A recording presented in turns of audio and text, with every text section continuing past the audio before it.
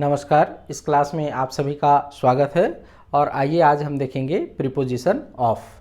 तो देखिए, preposition of के कुछ यूसेज हैं, जैसे 10 मिनट। ऑफ का प्रयोग का के की के अर्थ में संबंध या अधिकार को बताने के लिए होता है ना। किसको बताने के लिए? संबंध या अधिकार को बताने के लिए होता है। और ऑफ का ये सामान्य यूज है ना। तो देखते हैं, Abhishek Bachchan is son of Amitabh Bachchan, है ना। अभिषेक बच्चन अमिताभ बच्चन का पुत्र है। तो अमिताभ बच्चन का, तो यहाँ ऑफ का मीनिंग क्या हो रहा है? का। ठीक है। तो Abhishek Bachchan is son of Amitabh Bachchan, Abhishek Bachchan Amitabh Bachchan का पुत्र है। तो का ऑफ का यूज का के की के लिए होता है। He is the father of Mukesh, वह मुकेश का पिता है। तो फिर ऑफ का मीनिंग क्या हो गया? का। तो यहाँ संबंध बताने के लिए दोनों सेंटेंस को हमने देखा। फिर देखते हैं अधिकार के लिए भी होता है कि भाई जैसे कोई बिल्डिंग किसी का है तो उस बिल्डिंग पर उसका अधिकार है। तो this is the building of my friend, यह मेरे दोस्त का बिल्डिंग है। तो यहाँ अधिकार बताने के लिए का के की अर्थ में, का के की के अर्थ में ऑफ का यूज होता है ना। तो this is the building of my friend, this is the pen of my daughter, है ना। This is the pen book of my son, ऐसा। ठीक है। तो एक यूज ये हो गया। दूसरा, इसको क्लियर करते हैं और दूसरा यूज हम लोग देखते हैं। ऑफ का प्रयोग बहुत में से एक या कुछ के अर्थ में होता है। बहुत में से एक या कुछ के अर्थ में ऑफ का प्रयोग होता है। जैसे Neeraj Chopra is one of the popular players, है ना। तो नीरज चोपड़ा प्रसिद्ध खिलाड़ियों में से एक है।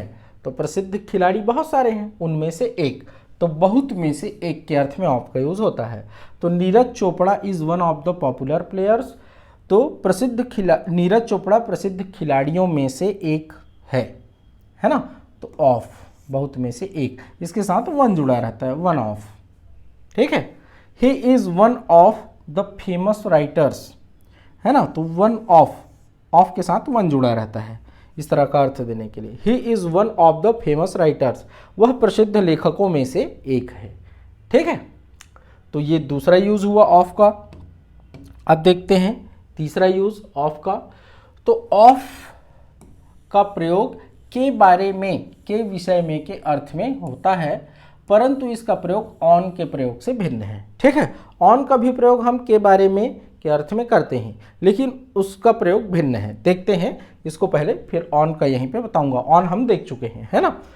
तो I have informed of that fight, मैंने उस लड़ाई के बारे में सूचना दी, मैंने उस लड़ाई के बारे में सूचना दी। तो देखो, उस लड़ाई के बारे में, इसका अर्थ क्या हुआ? दैट फाइट, तो उस लड़ाई। और ऑफ का मतलब क्या हुआ? के बारे में, या उस लड़ाई की सूचना दी। मैंने उस लड़ाई की सूचना दी या उस लड़ाई के बारे में सूचना दी। She did not know of the killer, वह किलर को नहीं जानती है या किलर के बारे में नहीं जानती है। किलर को नहीं जानती है, किलर के बारे में नहीं जानती है ना। She did not know of the killer, नहीं जानती थी। तो ऑफ का प्रयोग फिर क्या हो गया? के बारे में, है ना।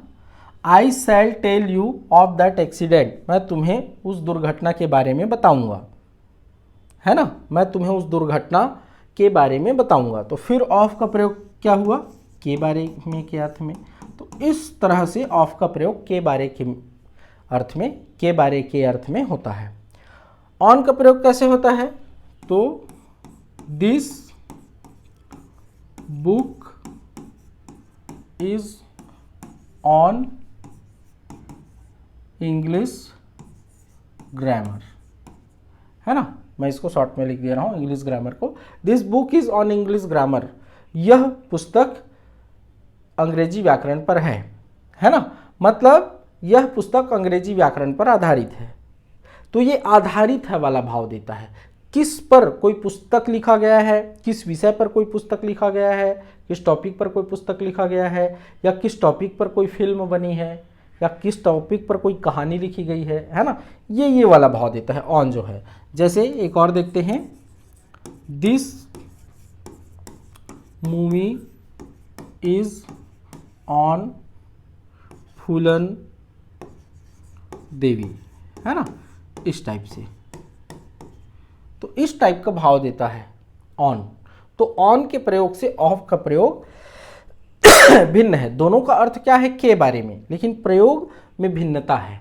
एक का ऑन वाले का अर्थ क्या है कि किस विषय पर कोई पुस्तक लिखी गई है, कोई मूवी बना है, कोई कहानी बनी है, कोई स्टोरी बना है, कोई ड्रामा बना है, ये वाली बात है। जबकि ये अलग टाइप से है, इसको देख रहे हैं आप, है ना। तो ये हो गया ऑफ का प्रयोग। चलिए अब अगला देखते हैं हम लोग इनटू का प्रयोग। तो देखिए इनटू का जो प्रयोग है, इसमें देखिए इनटू का पहला यूज है, किसी वस्तु के भीतर प्रवेश के भाव को बताने के लिए इनटू का प्रयोग करते हैं। किसी वस्तु के भीतर प्रवेश को मतलब गतिशील अवस्था को, जैसे मान लो ये एक डिब्बा है ना, इसके अंदर एक कीड़ा मान लो ऐसे गिर रहा है, इस गिरते हुए को हम देख रहे हैं। तो हम किसको देख रहे हैं, गतिशील अवस्था को देख रहे हैं, और क्या बताएंगे कि कीड़ा डिब्बे में गिरा। तो इस भाव को बताने के लिए गतिशील अवस्था में कोई वस्तु किसी के भीतर गिर रहा है, तो उसको बताने के लिए इनटू का यूज किया जाता है। जैसे यहाँ एग्जाम्पल देखते हैं, the frog fail in the well, है ना, द फ्रॉग मेढक, फेल गिरा, इन द वेल, वेल मतलब कुआं, कुएं में गिरा, मेढक कुएं में गिरा। अरे परसों मैंने देखा एक मेढक कुएं में गिरा। तो तुम अपने दोस्त को बता रहे हो, किस घटना को बता रहे हो, जिस समय तुमने देखा कि मेढक कुएं में गिरा, तुमने गिरते हुए देखा, क्रियाशील अवस्था में देखा उसको, है ना, गिर गया था फिर जाके देखा हाँ ये गिरा हुआ है, ऐसा नहीं, गिरते हुए देखा ना, तो क्रियाशील अवस्था है, तो उसके लिए इनटू का यूज होता है। इसीलिए सेंटेंस क्या है, गलत है, क्योंकि यहाँ केवल इन का यूज है, इनटू का यूज करना है। तो the frog fell into the well, मेढक जो है कुएं में गिरा। ऐसे ही they jumped into the river, they jumped into the river, वे नदी में कूदे। तो नदी में कूदे, किसी के भीतर, नदी के पानी के भीतर कूद रहे हैं, इसलिए इनटू का यूज हुआ है। Child fell into the tubewell, है ना, बच्चा ट्यूबवेल में गिरा। वो प्रिंस गिरा था किसी समय ट्यूबवेल में, उसके बाद से बहुत सारे बच्चे, हर साल 2-3 बच्चे गिर रहे हैं ट्यूबवेल में, है ना, उससे पहले नहीं गिरते थे। तो child fell into the tubewell, तो बच्चा कुएं ट्यूबवेल में गिरा। ठीक है, तो ये यूज है इनटू का। एक यूज और है इनटू का, देखते हैं। इनटू का प्रयोग एक माध्यम से दूसरे माध्यम में परिवर्तन या एक अवस्था से दूसरे अवस्था में परिवर्तन को बताने के लिए में के अर्थ में किया जाता है। यदि कोई वस्तु एक माध्यम से दूसरे माध्यम में बदल रहा है, या एक अवस्था से दूसरे अवस्था में जा रहा है, या एक भाषा से दूसरे भाषा में बदल रहा है, एक से दूसरे में बदल रहा है, तो उसको बताने के लिए किसका यूज किया जाता है, इनटू का। जैसे देखते हैं example, water turns into ice, है ना, तो पानी बर्फ में बदल जाता है, पानी बर्फ में बदल जाता है, तो एक माध्यम से दूसरे माध्यम में बदल गया वो। मिल्क टर्न्स इनटू कर्ड, दूध दही में बदल जाता है।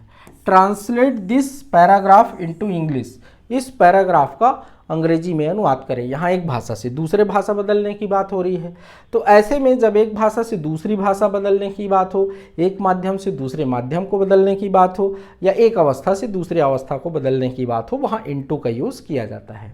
इनटू का यूज़ कुछ फ्रेसेस में भी किया जाता है ना। इनमें से कुछ इंपॉर्टेंट भी है, देखते हैं।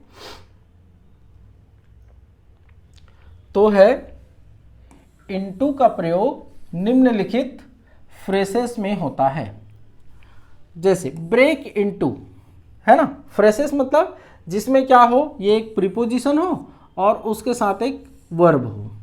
दोनों मिलकर एक नया वर्ब बना लेते हैं। जैसे ब्रेक का मीनिंग क्या होता है, तोड़ना, और इनटू एक प्रीपोजिशन है, लेकिन दोनों को मिलाकर जब एक नया वर्ब बनता है, फ्रेजल है ना, फ्रेज, तो उसमें जबरदस्ती, उसका अर्थ होता है जबरदस्ती घुसना। ब्रेक इनटू का मीनिंग क्या है, जबरदस्ती घुसना।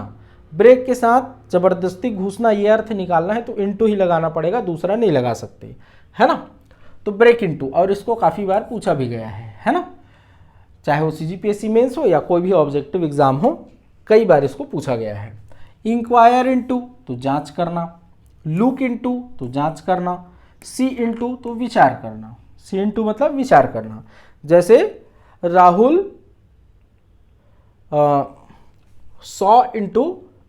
Rahul will see into your case. Rahul तुम्हारे केस पर विचार करेगा, है ना, तो विचार करना, सी इनटू। और भी एग्जाम्पल देखते हैं इसके। तो द जज inquired into the case. Inquired into तो अभी हमने देखा, इंक्वायर इनटू का मीनिंग क्या होता है, जांच करना। तो जज ने, अब इंक्वायर्ड है तो पास्ट टेंस हो गया, है ना, तो जज ने केस की जांच की, है ना। द थीव्स, चोर, थीव्स मतलब चोर, थीप मतलब चोर, और थीव्स मतलब बहुत सारे चोर।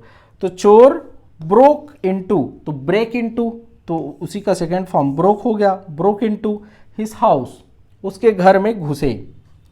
ब्रेक इनटू का अर्थ क्या होता है, जबरदस्ती घुसना। इसी ब्रेक का सेकेंड फॉर्म क्या है, ब्रोक।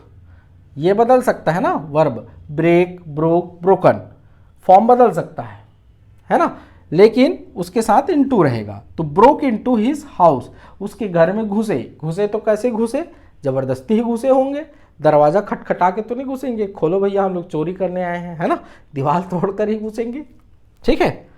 तो broke into the his house. और ये वाला को मेंस में भी पूछा हुआ है और ऑब्जेक्टिव एग्जाम में तो कई बार पूछा जा चुका है ना। तो ब्रेक के साथ इनटू वाला बहुत इंपॉर्टेंट है।